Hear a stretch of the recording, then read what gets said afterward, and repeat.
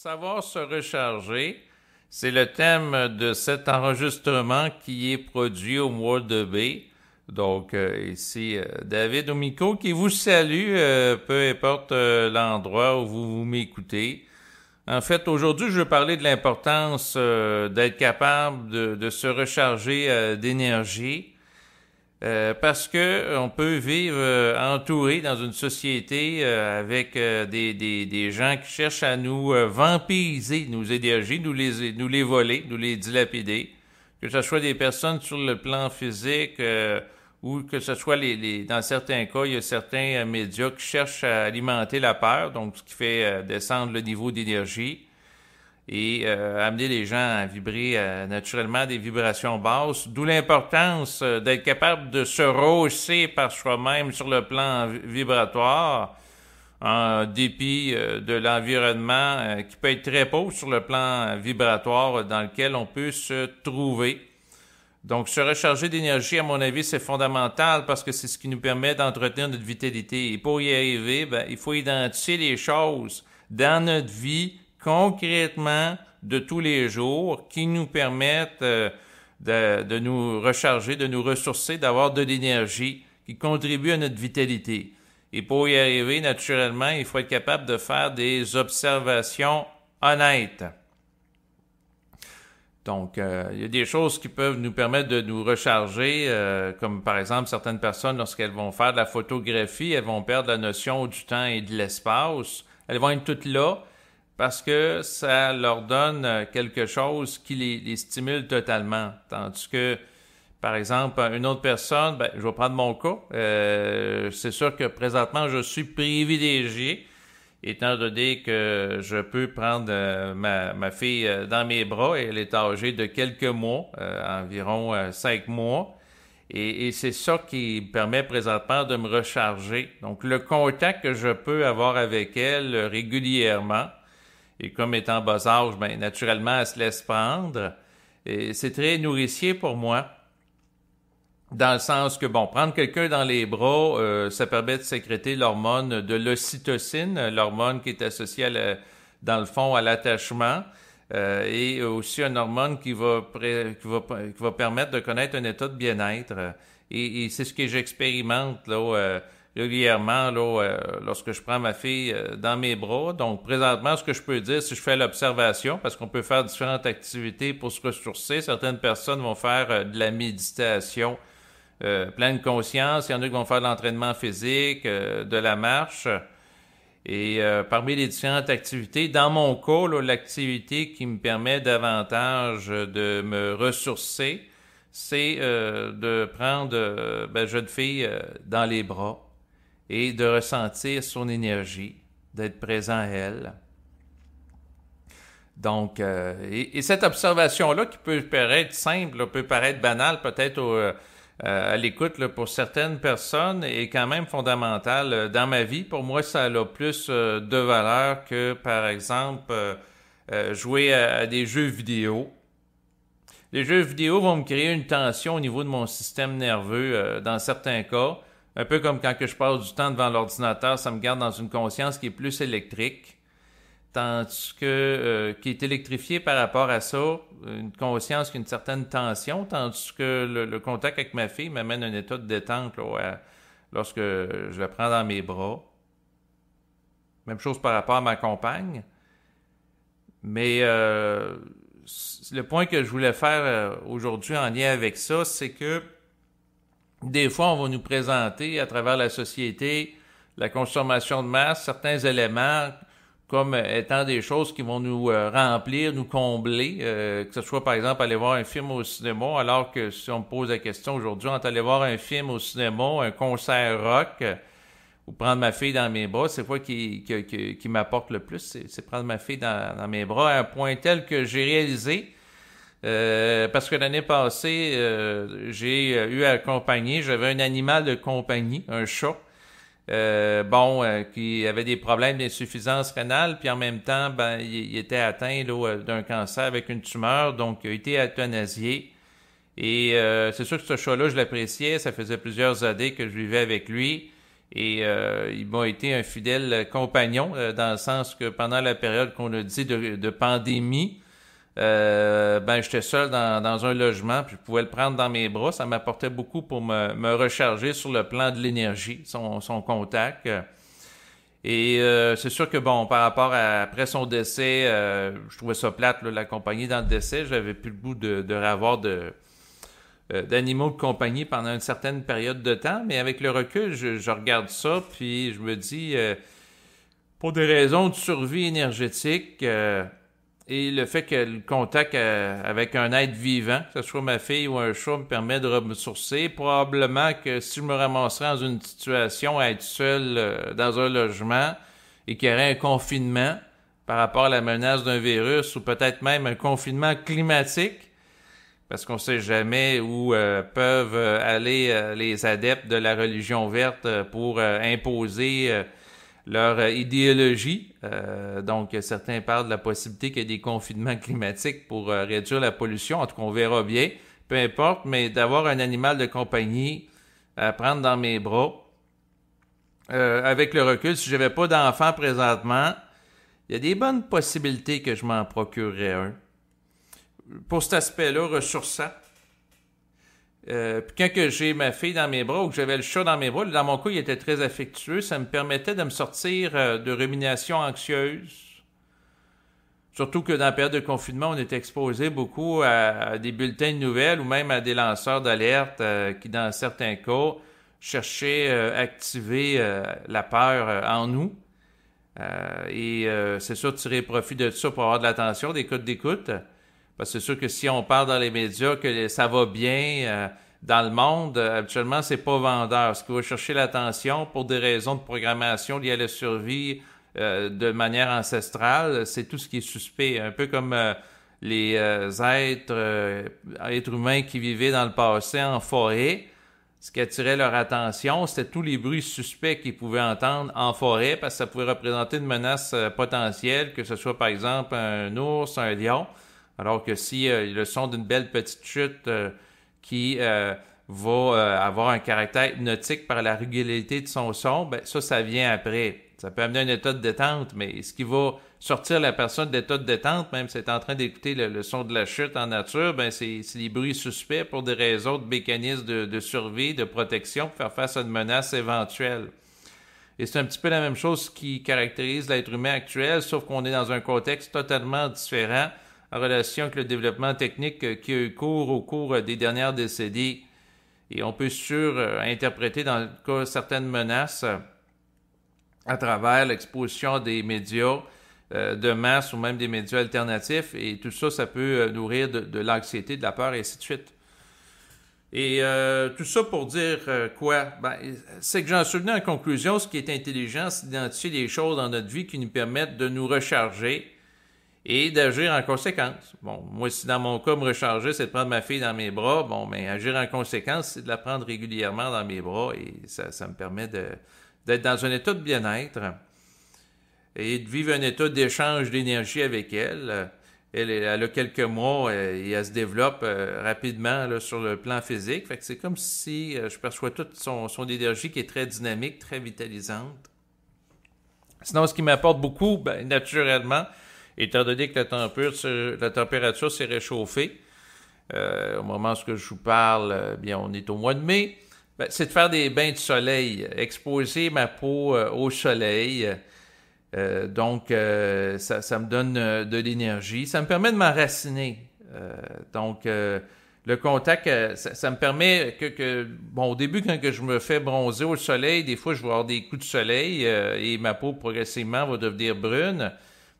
Mais même à travers les coups de soleil que j'ai, ça me permet d'être présent à ma peau. Si j'ai un petit coup de soleil dans le dos ou sur le ventre, là, je suis présent. Donc, ça me ramène à la présence au corps. Sinon, pour m'enraciner, ce qui m'apporte beaucoup, c'est de marcher les pieds dans de l'eau froide, par exemple, dans une baignoire. Pendant quelques minutes, ça va activer la circulation sanguine et ça va générer aussi la sécrétion d'hormones propices à mon bien-être. en quelques instants d'activer les pieds dans de l'eau froide, là, ou je peux même rester en position statique. C'est vraiment le contact avec l'eau froide qui crée ça, puis ça crée un état de bien-être. Donc, il me semble que c'était des endorphines, le nom de l'hormone, là, qui était généré là, par rapport à ça. Mais bon, tout ça pour dire que dans mes observations, ce qui m'apporte beaucoup, bain de soleil, marcher dans l'eau froide, naturellement prendre des marches à l'extérieur, passer du temps à l'extérieur. Et qu'est-ce qui m'apporte moins? C'est passer du temps devant l'ordinateur. La vibration que dégage l'ordinateur, ça fait des années, puis c'est un constat indéniable, je la trouve laide. Même chose pour celle d'un téléphone cellulaire. J'ai toujours refusé, depuis mon enfance, de passer mes journées avec un téléphone cellulaire là, dans mes poches là, ou à la hauteur de mes testicules. J'aime pas la vibration qui se dégage du téléphone cellulaire. La côté sur ma tête, pour moi, c'est très pénible. J'aime pas ça. Et dans le fond, par rapport au téléphone, c'est sûr, si je me déplace en auto pendant une longue période de temps, je vais être content d'avoir un téléphone cellulaire pour appeler en cas d'urgence. Mais c'est tout. Je n'utilise pas le téléphone cellulaire régulièrement. J'aime pas cette technologie-là en général, en fait. Mais sinon, dans ma vie, j'observe qu'est-ce qui me permet de me ressourcer pour me sentir bien dans ma peau et me sentir comblé. En fait, récemment, j'ai rencontré de nouveau quelqu'un qui fait des soins énergétiques, qui est médium aussi, qui est en contact avec des êtres décédés. Et pourquoi? Ben, une fois de temps en temps, je le rencontre ponctuellement pour avoir sa perspective par rapport à mon état énergétique. Pourquoi? Ben, c'est parce que au niveau de la médecine traditionnelle, j'ai un médecin de famille, puis une fois de temps en temps, je vais le rencontrer pour faire ce qu'on appelle un bilan de santé. Bilan de santé, c'est que le médecin, il va palper là, un peu mon corps, regarder s'il y a des choses de suspect, comme par exemple palper le ventre pour voir s'il n'y aurait pas une bosse qui pourrait être le signe de la présence d'une tumeur, et me proposer là, par rapport au bilan de santé, par exemple, de faire une prise de sang pour voir si, par rapport à mon sang, il y a des anomalies ou quoi que ce soit. Donc ça, je l'ai déjà fait à quelques reprises, sauf que le médecin, il va pas capter vibratoirement puis faire une lecture vibratoire des différents organes. Chose que fait le médium qui me fait un bilan de santé, mais énergétique. Donc, il ne me fera pas faire une prise de sang puis une palpation sommaire sur le plan physique avec ses mains, mais il va plutôt procéder à une palpation psychique de chacun de mes organes. Donc, lui, il va ressentir sur le plan énergétique mes différents organes en utilisant le pendule, puis il va regarder le taux vibratoire des différents organes en les passant en revue. Par exemple, les poumons, les intestins, le cœur, la rate. Donc, il passe tout en revue. Puis, s'il perçoit un nœud énergétique ou une faiblesse, etc., il va me le dire. Dans certains cas, ben, il va me proposer des conseils, que ce soit de modifier mon alimentation, mon style de vie pour favoriser ça. Bon, par rapport à cette personne médium, je ne vais pas nécessairement dévoiler ses coordonnées là, dans l'enregistrement parce que c'est pas demandé de sa part que je fasse ça, et non plus en privé. Fait que donc, ça sert à rien de m'écrire en privé là, s'il y a des gens qui veulent avoir ses coordonnées, je donnerai pas suite là. Parce qu'il ne veut pas nécessairement que j'en parle, mais les concours de circonstances ont fait en sorte que je le connais, puis une fois de temps en temps, au fil des ans, je discute avec lui, puis des fois, il m'amène des constatations intéressantes.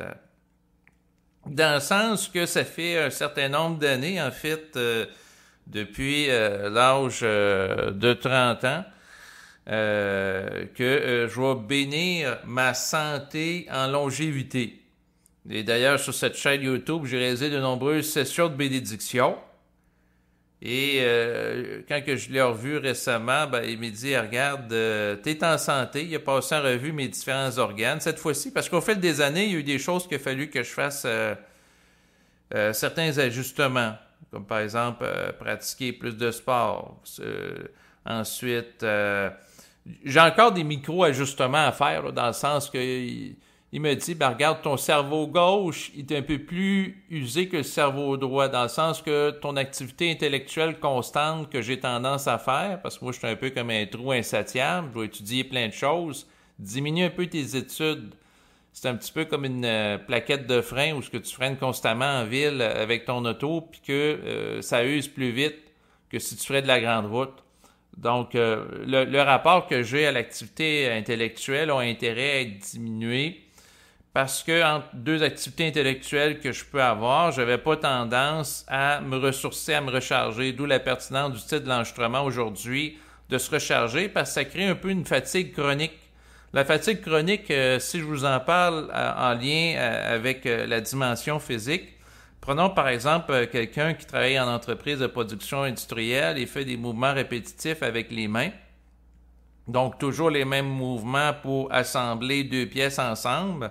Prenons par exemple un bec verseur en plastique associé à un contenant qui va tout le temps visser. Bon, ben c'est sûr que si en faisant ça à journée longue, les mêmes mouvements répétitifs, la personne a des douleurs au poignet, la personne va faire une tendinite parce qu'elle va stresser d'une manière chronique les mêmes muscles en les utilisant d'une manière trop répétitive, puis qu'il n'y a pas de pause entre deux utilisations des muscles pour que le muscle puisse se recharger, se refaire. C'est sûr, c'est problématique. Même chose pour l'entraînement physique. Quelqu'un qui soulève des poids et haltères à tous les jours, qui amène des micro-déchirures, des filaments musculaires, mais entre deux sessions d'entraînement, si la personne laisse pas autant aux muscles de se régénérer, ben qu'est-ce qui arrive? C'est qu'elle a des muscles déchirés, puis elle veut soulever d'autres poids et haltères. Donc, le muscle n'est pas en état de donner une bonne performance pour soulever le poids et haltères, puis c'est tout à fait normal. Et c'est le même principe au niveau psychique, dans le sens que si quelqu'un fait continuellement des activités d'apprentissage sur le plan intellectuel et donne pas du temps de repos pour, par exemple, être présent à sa fille ou faire de la méditation en étant en contact avec la nature, juste de la méditation en présence, qu'on appelle, c'est-à-dire être attentif, comme par exemple marcher sur la rue et être attentif au son des oiseaux qu'il peut avoir. Ou être assis au sol avec les mains ou les pieds en contact avec de l'herbe et être présent à la terre. Ça permet de ressourcer aussi puis d'enraciner comme les pieds dans l'eau froide. Mais bref, c'est ce genre d'activités qui peuvent être faites entre deux activités intellectuelles qui donnent un état de ressourcement et qui évite de connaître un stress chronique au niveau intellectuel. Et c'est bien de se ressourcer. Même chose que entre deux activités physiques pour éviter un stress chronique qui est infligé par l'individu qui surutilise, par exemple, une articulation physique. Et là, à ce moment-là, la personne se ramasse avec des douleurs. Donc, ça, c'est ce qu'il m'a proposé. Mais à part cet ajustement-là, récemment, le reste, c'est pas mal ajusté dans ma vie. Puis, c'est quoi que je voulais dire en lien avec ça? Ah oui, ce qui est intéressant, c'est que par rapport à l'histoire de la bénédiction, c'est-à-dire que l'intention de conscience qu'on a peut avoir une incidence sur notre corps à un certain niveau. Donc, si on se conçoit comme étant en santé, puis on agit pour se maintenir en santé, très important pour qu'il y ait une cohérence entre l'esprit et le corps, ben là, à ce moment-là, ça peut favoriser notre santé. Lui, ce qu'il me disait, c'est qu'il a fait une lecture vibratoire par rapport à moi, puis il dit, regarde, tu vieillis l'équivalent de 8 mois sur 12. Tu vieillis plus lentement qu'une personne normale. Et parce qu'il rencontre différentes personnes puis il les évalue. Comme là, il disait, ben dans la même journée qu'il avait rencontré une fille, puis elle vieillissait l'équivalent de 15 mois en 12 mois, elle s'use prématurément. Il y a des gens qui vont s'user prématurément. Pourquoi? Ben parce qu'ils mangent mal. Ensuite, ils vivent trop de stress, ils ont de la difficulté à gérer le stress. Tandis que, avec les changements que j'ai apportés au fil des ans, ben il dit, tu es en train de favoriser ta longévité. Et c'est sûr, j'étais content qu'il me dise ça. C'est sûr que des gens vont dire, ben là, c'est de la complaisance en lien avec ta personne pour que tu continues à le consulter, puis il va te dire ce que tu veux entendre. C'est certes que cette dimension-là, je la prends toujours en considération.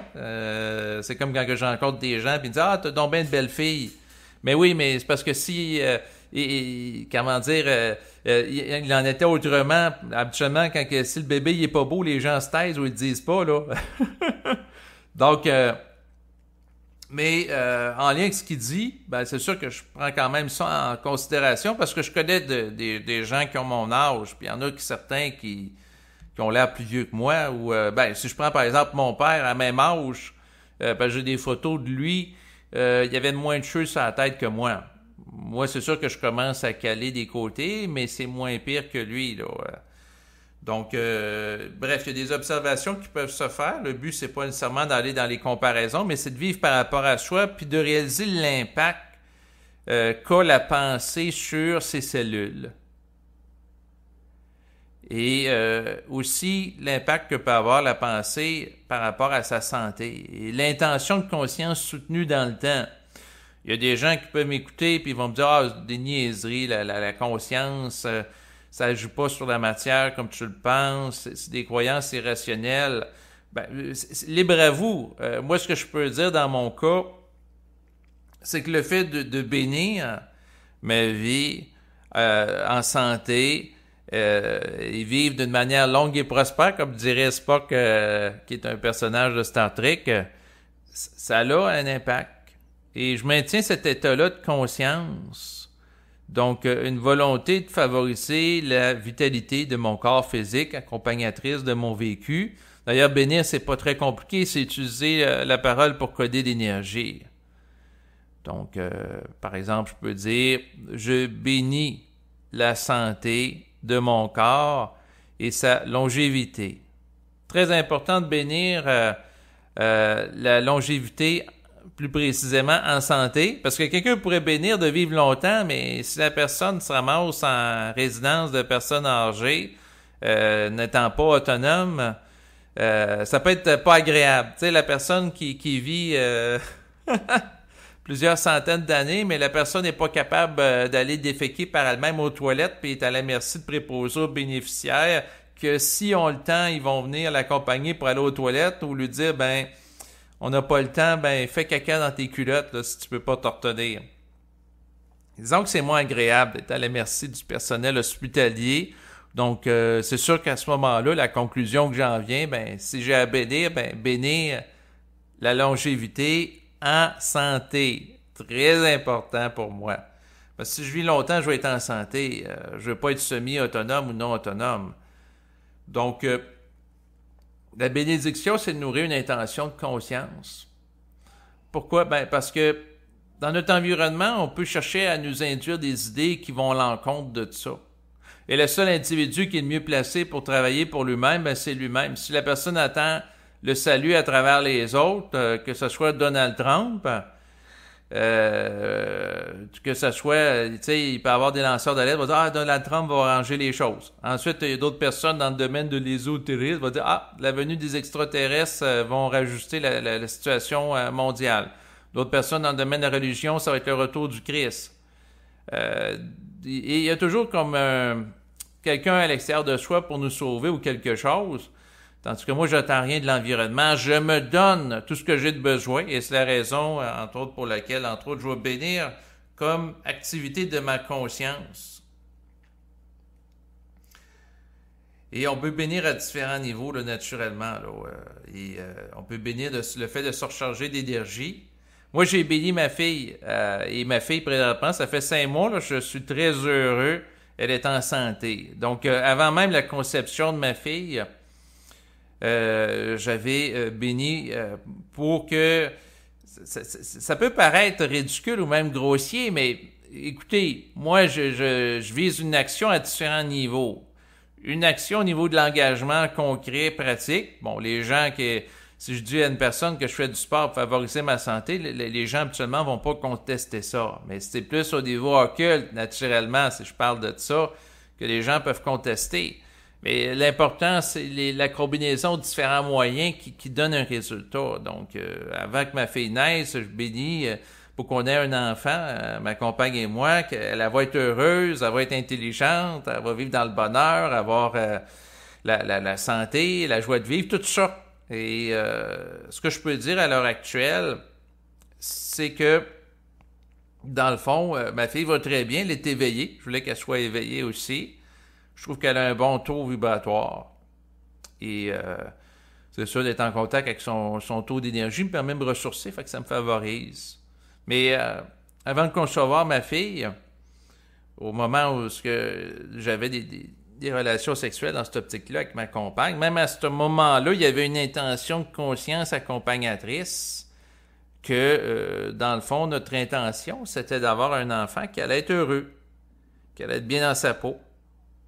Donc ça, c'est l'intention au niveau des parents dans l'optique de coder l'énergie, puis favoriser, étant donné que, à quelque part, nous sommes tous interreliés et que la conscience est constitutrice, donc nous donner à vivre un enfant qui allait être à la hauteur de la vibration émettrice par rapport à son intention de conception, de manière à favoriser à ce que notre enfant soit épanoui dans sa vie. Donc, c'est ma volonté sincère, et c'est sûr que présentement, ma fille a presque 5 mois, ben je veux qu'elle soit heureuse aussi, puis je nourris ça. Et puis, par rapport au médium que j'ai rencontré en consultation, ben, je vais montrer une photo de ma fille, puis elle dit, ah, eh bien, elle a l'air, ben, c'est sûr que là, il peut avoir un volet de complaisance, là, mais, tu sais, il va dire, ben, elle a l'air éveillée, puis elle a l'air heureuse. Puis je dis oui. Là, elle sourit de plus en plus, puis ça va bien. En fait, depuis qu'elle a 2 mois et demi, elle fait toutes ses nuits, là.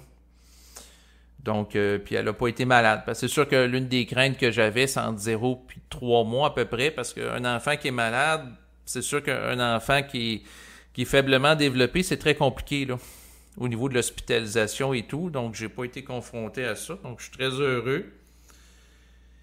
Et avec le temps, ben, c'est quoi les constats que je fais? Ben, c'est que la personne n'a rien à atteindre de la société et qu'il y a beaucoup de choses auxquelles on a pu donner de la valeur dans le passé. Quand j'étais jeune, j'étais adolescent, j'aimais aller voir des films au cinéma, ça me parle plus. Même chose pour aller voir des spectacles de musique. Et puis en même temps, ben, c'est sûr que je suis content parce que c'est quand même économique comme mode de vie, dans le sens que moi, je vais juste aller à côté de l'endroit que je vis. Je me fais prendre des bains de soleil. Je vais me trapper les pieds dans l'eau froide, puis prendre ma fille dans mes bras. Puis je suis comblé. Et je vise à rester comblé. Écoutez, je vous dis salut et à bientôt. Au revoir.